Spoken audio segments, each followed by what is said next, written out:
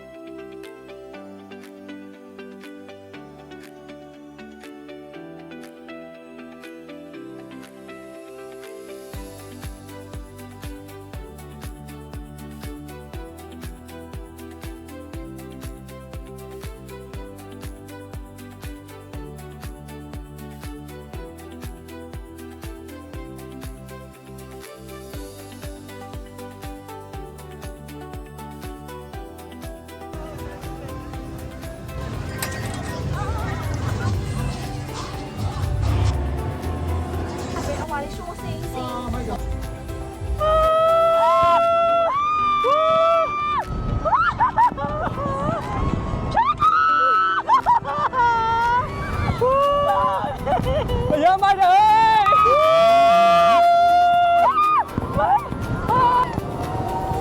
အိုင်နေပြီ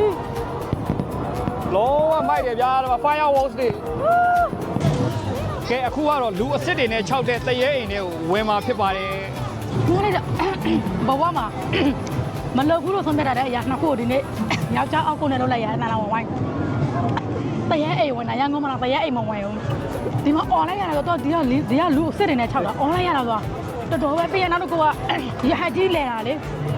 ရဟကြီးလဲတာတော်တော်ဟိုအမြင့်ရောက်တယ်အဲ့လိုကြီးအရန်လဲတာအဲ့ဒါလည်းတော်တော်ဆိုးတယ်အဲ့ဒါစထိုင်ခဲ့မျိုးလုံးမိတ်ပြလိုက်တာဟိုဒီပြည့်ရထိပဲအခုတရေအိမ်မှာလည်းအဲ့လိုပဲနောက်ဝိုင်း online ကဘေးကိုလည်းမကြည့်ဘေးပတ်လည်းမကြည့်အောက်ကိုပဲငုတ်ပြီးသွားတာအဲ့ဒါတရေတွေကိုသွားပြီးတော့စကားပြောနေတယ်ဒီမှာကိုယ့်မိမကြောက်နေတာဟာကဲအခုကတော့အနောက်မှာမြင်နေတဲ့ရဟကြီးကိုစီးမှာဖြစ်ပါတယ်ကဲဒီမှာအထက်ကတော့ရောက်နေပြီ view ကတော့အရမ်းမိုက်တယ်နောက်မှာခေါင်းမူးတယ်ဖိဖိညစ်လေရဆိုတော့ခေါင်းမူးတယ်တက်ဖို့တော့မကောင်းတော့ခေါင်းမူးဒါပေမဲ့တစ်ခုရှိတာပါအရန်ပူတယ်တဲမှာရပါသေး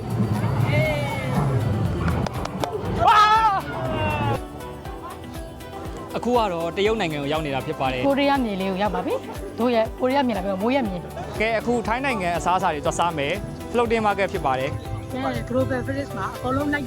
လက်ပတ်ကြည့်ပြီးနိုင်ငံကောင်တွေမှာစားတာယူလိုက်တယ်ဆိုတော့နောက်ဆုံးတော့ထိုင်းစားတော့ပဲယူပါတယ်ဘယ်နေရာရောက်